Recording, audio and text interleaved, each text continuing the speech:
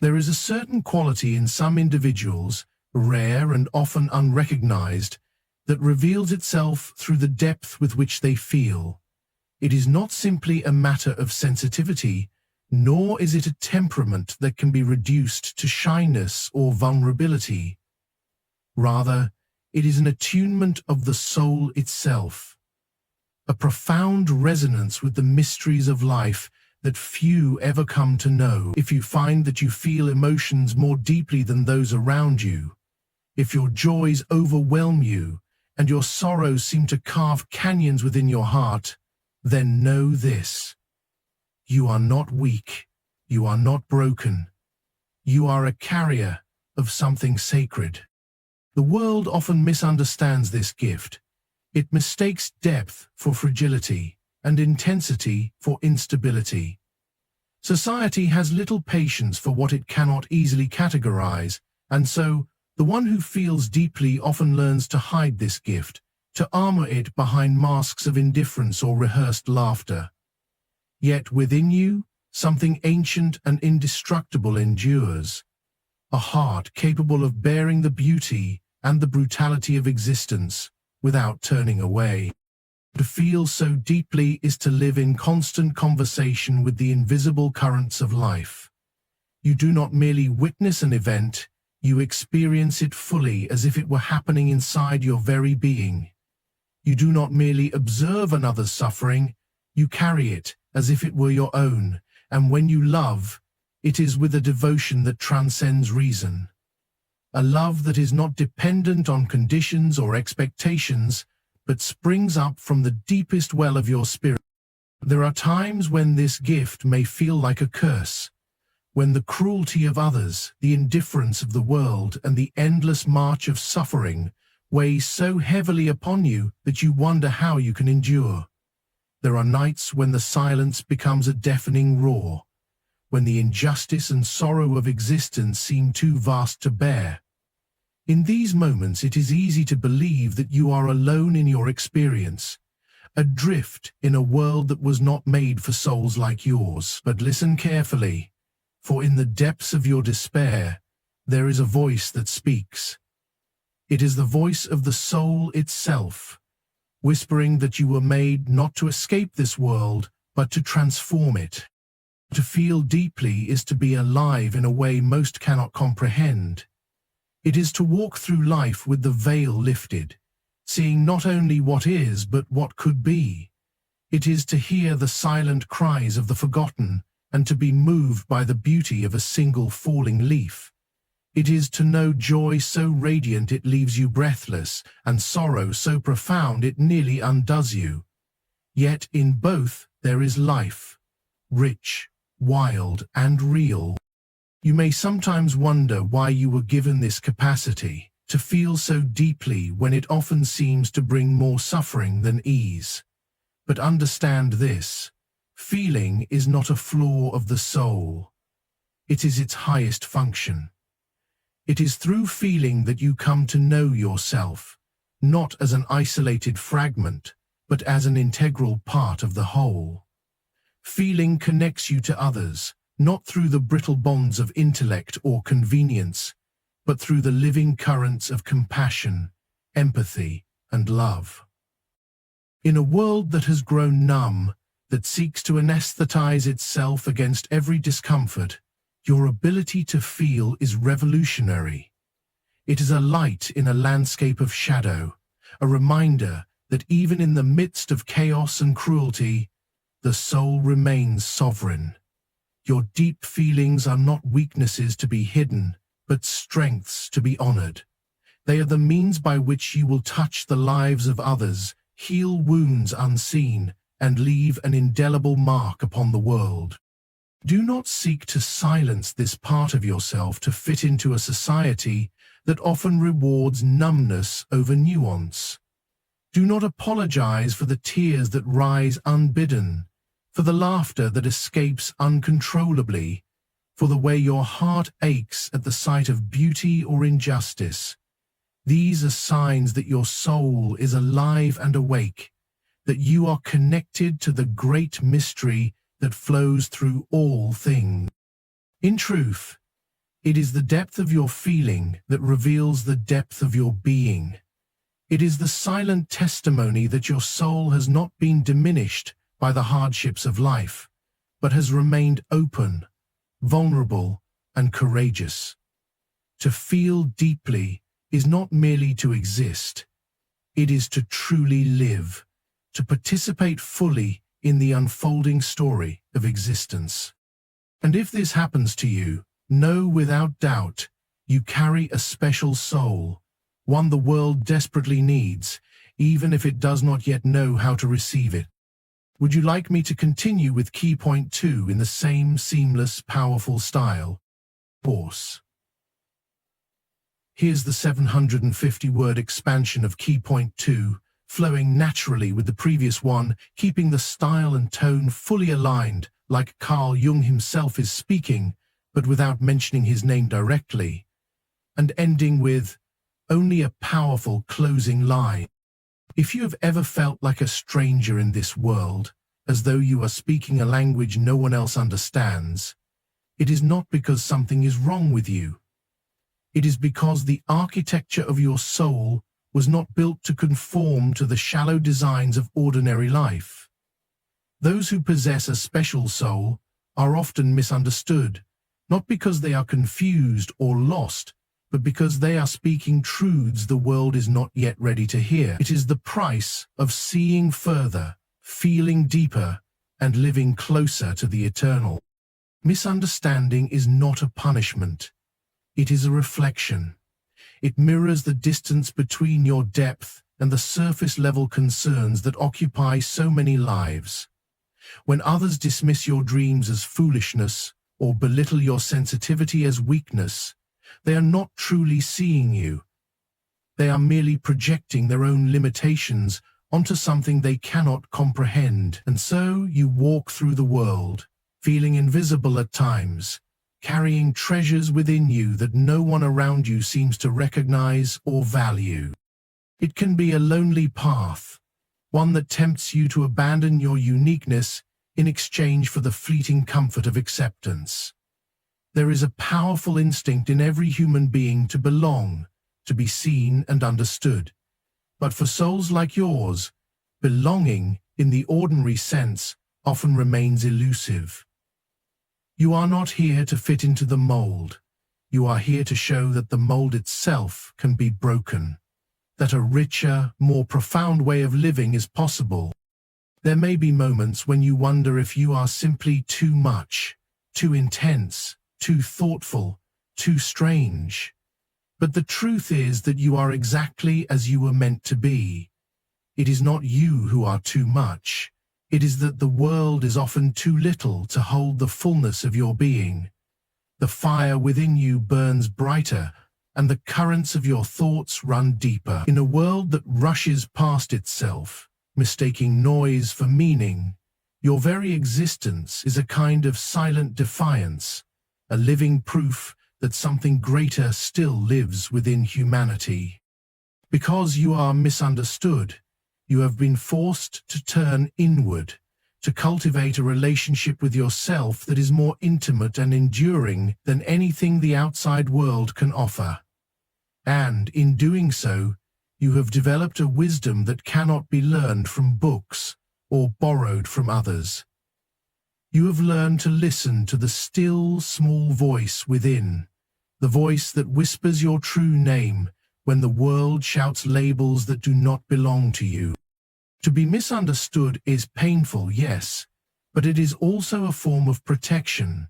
It shields you from losing yourself in the crowd, from trading the vastness of your soul for the fleeting approval of those who do not even see you. It keeps you aligned with your deeper purpose, even when that purpose feels distant or unclear.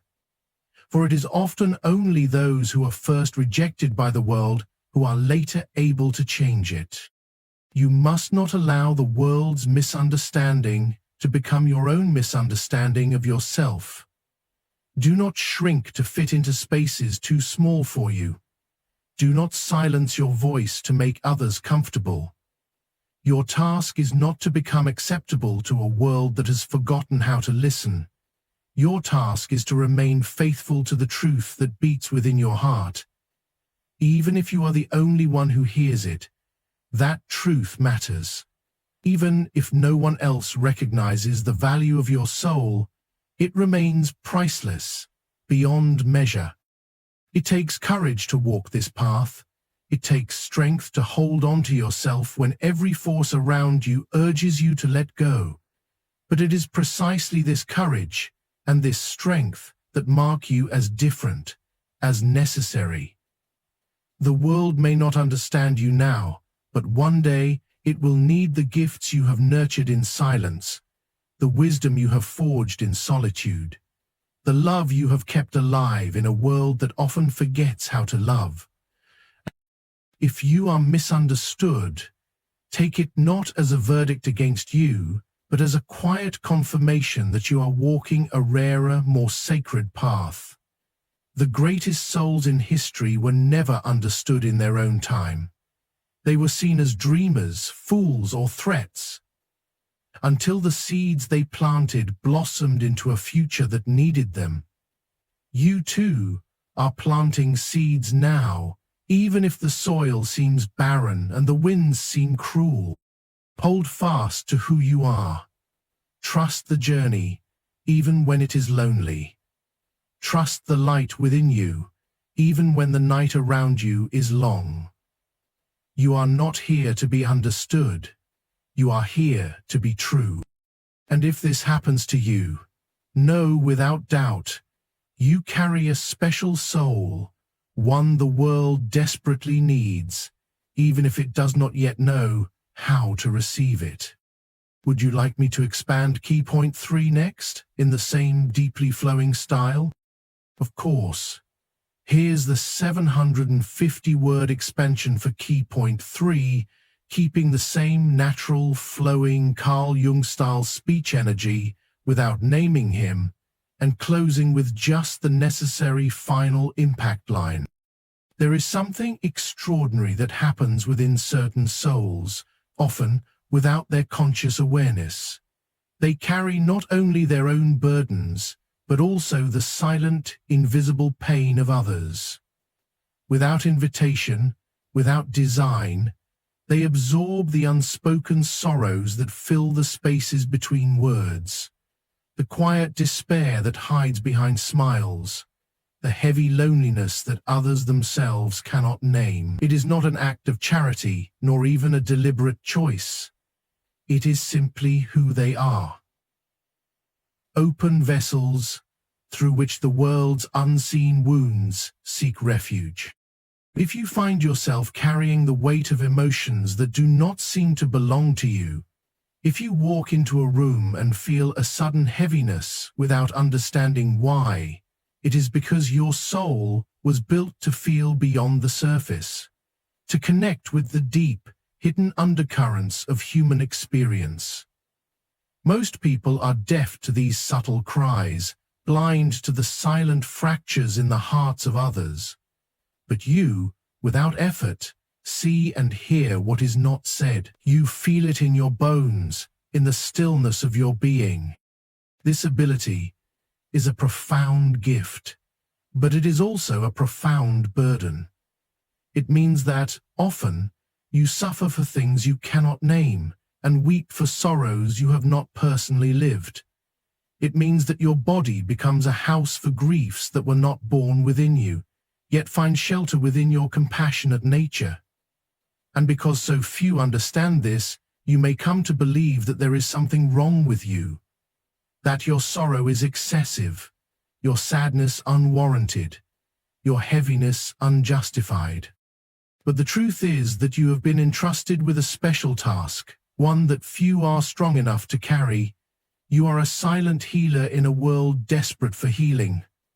Without prescriptions, without titles, without recognition, you bind the wounds of others simply by witnessing them, simply by allowing the pain to be felt, acknowledged, and honored within you.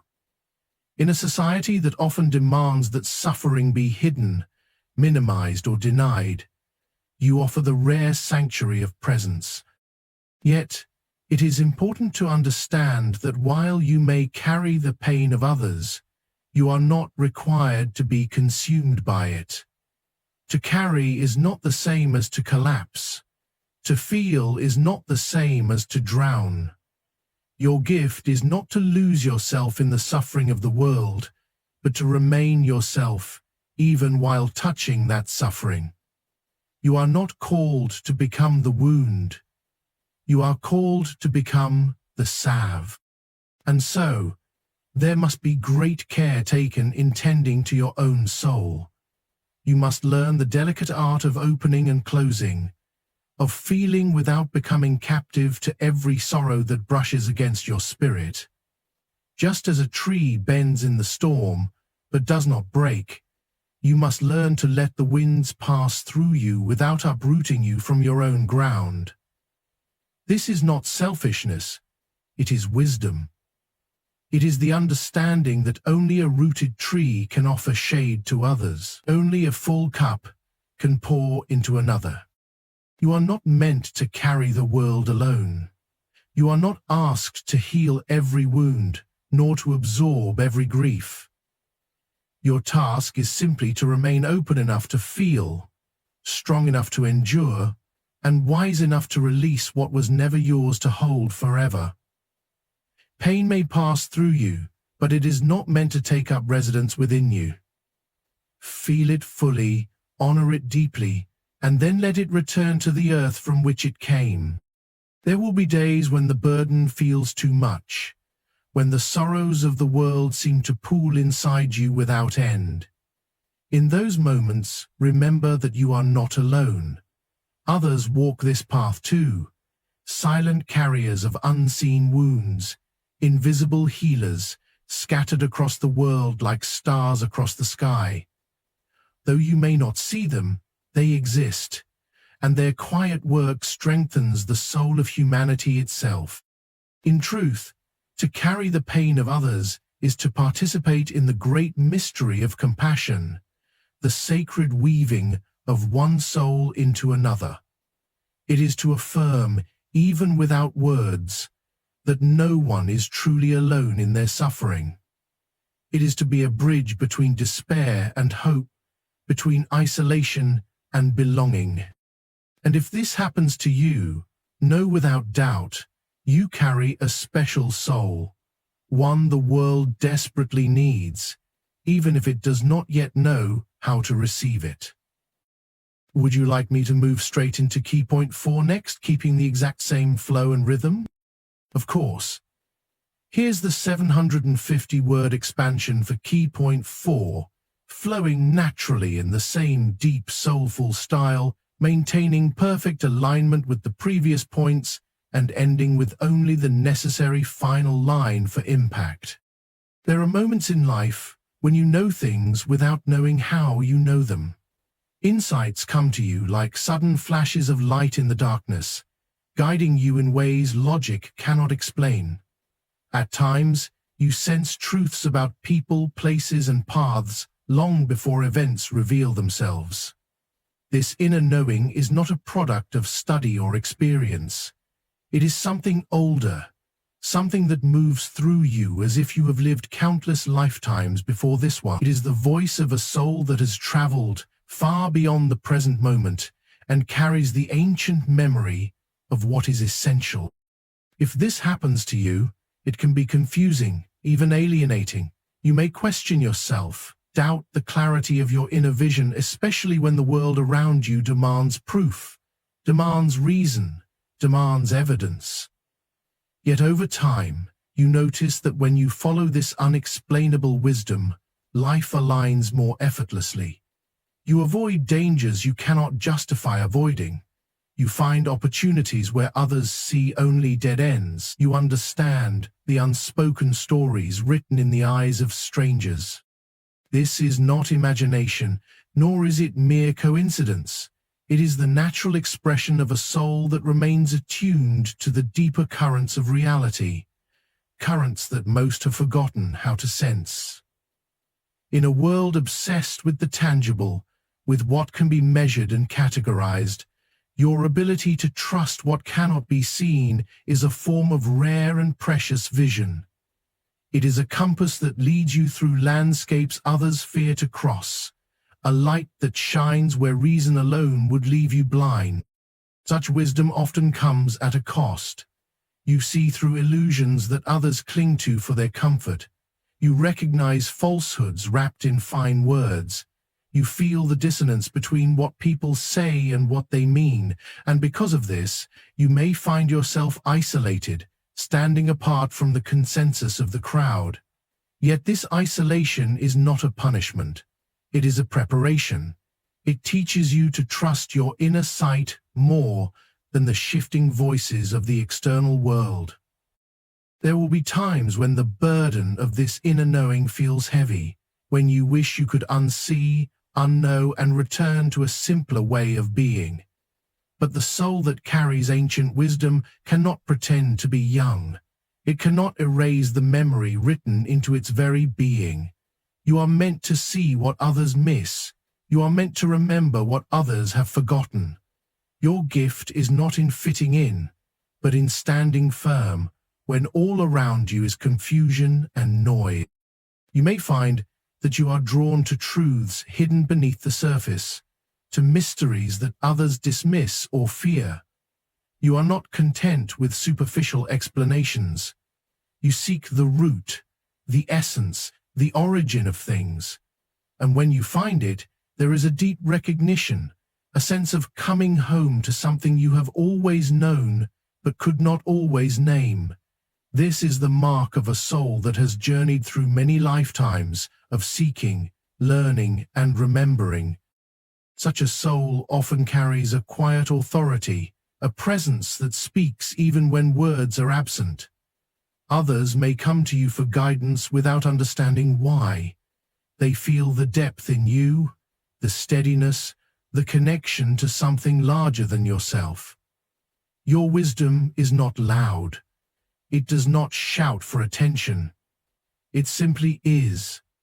A steady flame that warms and illuminates without demanding recognition. But it is essential to remember that this gift is not for the elevation of the self. It is not meant to be wielded as proof of superiority. True wisdom is always marked by humility, by the awareness that even the greatest knowledge is but a small glimpse of a mystery too vast to fully comprehend. The soul that knows deeply also knows how much it does not know. It moves through life with reverence, with a listening heart, with a spirit of wonder rather than pride. Your task is not to convince others of what you know. Your task is simply to live it, quietly, steadfastly, lovingly. In doing so, you become a living bridge between the seen and the unseen, between the world of appearances and the world of truth. You embody the reality that there is more to life than what meets the eye, more to existence than what can be explained. And if this happens to you, know without doubt, you carry a special soul, one the world desperately needs, even if it does not yet know how to receive it. Would you like me to move forward into key point 5 next, keeping this same deep, flowing energy? Of course. Here's the 750-word expansion for key point 5. Keeping the natural, soulful, and seamless flow you asked for, staying fully aligned with the overall tone and rhythm of the speech, and closing with only the necessary, final impact line. There is a quiet strength that lives in those who have faced profound hardship and yet remain tender, a gentleness that is born not of ignorance but of survival. If you have suffered greatly and still find yourself reaching out with love, still daring to hope, still choosing kindness even when cruelty might have seemed easier, then you have uncovered one of the rarest treasures of the human soul. To walk through fire and not become hardened is a sign of extraordinary inner power. Pain has a way of trying to mold us, to reshape our hearts into something smaller, something colder. It whispers that it would be safer to shut down, to numb ourselves, to expect nothing and offer even less. And many, understandably, listen to that voice. But some few, some rare and luminous souls, hear another call. The quiet invitation to remain open, to feel even more deeply, to allow suffering to deepen their capacity for compassion rather than diminish it. If you have known deep wounds and yet still believe in the beauty of life, it is not because you are naive. It is because your soul is strong enough to embrace the full spectrum of existence, the joy and the sorrow, the creation and the destruction, the light and the dark. You have seen the truth of how fragile and painful life can be, and yet you have chosen not to retreat from it. You have chosen to stay connected, to love anyway, to hope anyway, to create beauty even when surrounded by brokenness. This choice is not made once, but again and again, in small and often invisible ways. Every time you offer kindness when bitterness would be easier, every time you forgive when resentment clings to you, every time you believe in goodness even after witnessing cruelty, you are participating in a quiet revolution. You are proving that the soul is not merely a product of its wounds, but something greater, something capable of transcending even the deepest scars. It is tempting to think of strength as hardness, as the ability to endure without feeling. But true strength is far more tender and far more powerful. It is the strength to feel everything, to bear it all, and still to remain human. It is the strength to allow suffering to carve deeper wells of empathy and understanding within you, rather than walls of fear and distrust. It is the strength to remain vulnerable in a world that so often punishes vulnerability. Such souls are rare because the cost is high. To choose love again after betrayal, to choose hope again after despair, to choose faith in life after loss. These are not simple choices. They require a courage that is almost unimaginable, a bravery that does not parade itself but lives quietly, day after day, in the simple act of not giving up on the world. There will be days when the weight of it all feels unbearable, when you wonder why you were made to feel so deeply, to carry so much.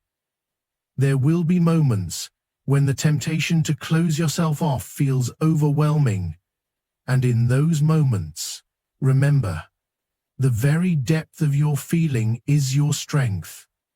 It is not a weakness to care, it is not a flaw to hope, it is not foolishness to love. You are not fragile because you feel, you are resilient because you continue to feel, because you allow yourself to be touched by life in all its chaos and wonder. The world does not need more hardened hearts. It does not need more souls who have surrendered to cynicism. It needs those who, despite everything, still believe in tenderness, still risk love, still dare to see the sacred in the midst of the ordinary. Your scars do not make you broken, they make you beautiful. They are the proof of your courage, the record of the battles you have fought and chosen to survive, not by becoming less, but by becoming more. In a world that often values speed over depth, noise over meaning, power over connection, your gentleness is a form of quiet rebellion. Your tenderness is a strength the world desperately needs, even if it does not yet know how to honor it. If you have endured suffering and still have room in your heart for love, for compassion, for wonder, then you are living proof that the soul is indestructible. You are living proof that no amount of darkness can extinguish the light that was placed within you.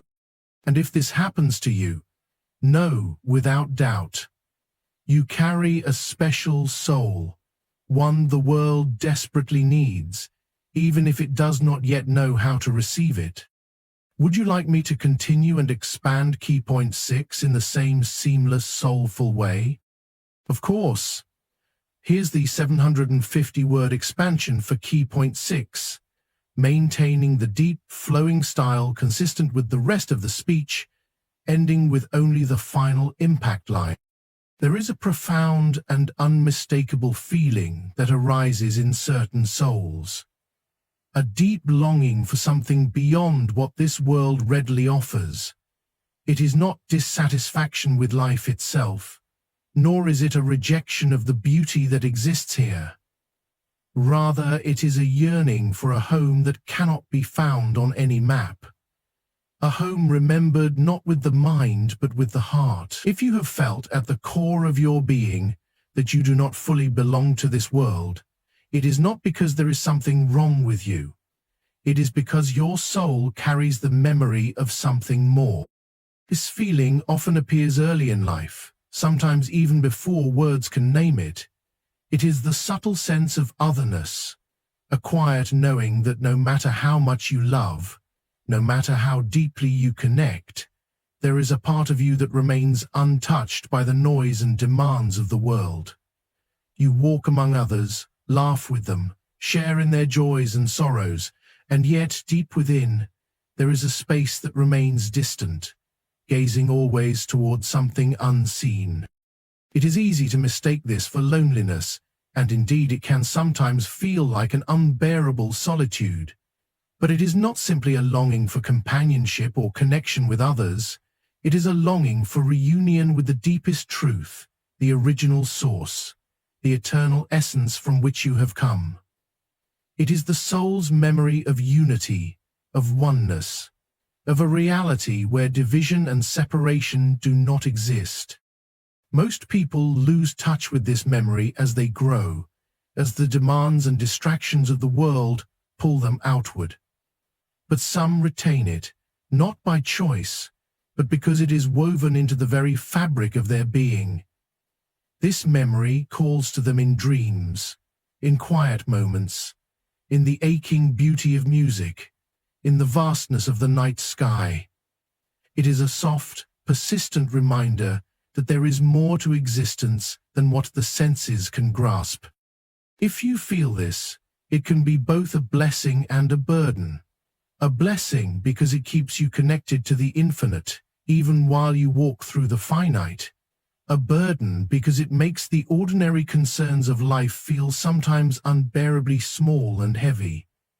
You may find yourself restless, yearning, searching without fully knowing what you seek. You may excel at the games the world demands you play, but find little satisfaction in victories others celebrate. This yearning does not mean you are lost. It means you are remembering. It means you are awake to a deeper dimension of reality.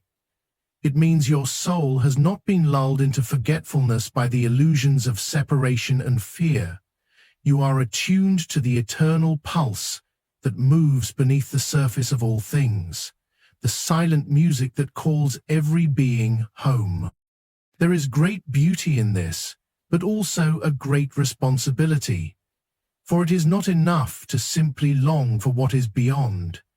You must bring that memory into the world through how you live, through the love you offer, through the light you embody.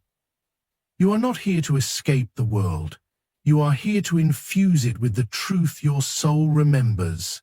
You are here to act as a bridge, to gently remind others, not through words alone, but through your very being, that they too are more than what they have been taught to believe.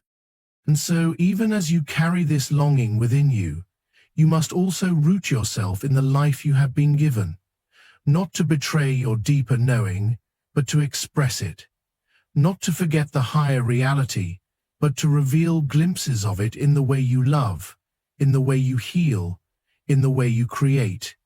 Your yearning is not a mistake. It is a compass. It is a quiet map pointing you toward a life of meaning far beyond mere survival. It will not always be easy. There will be times when the longing feels like an ache too great to bear, when the distance between what is and what could be seems infinite. In those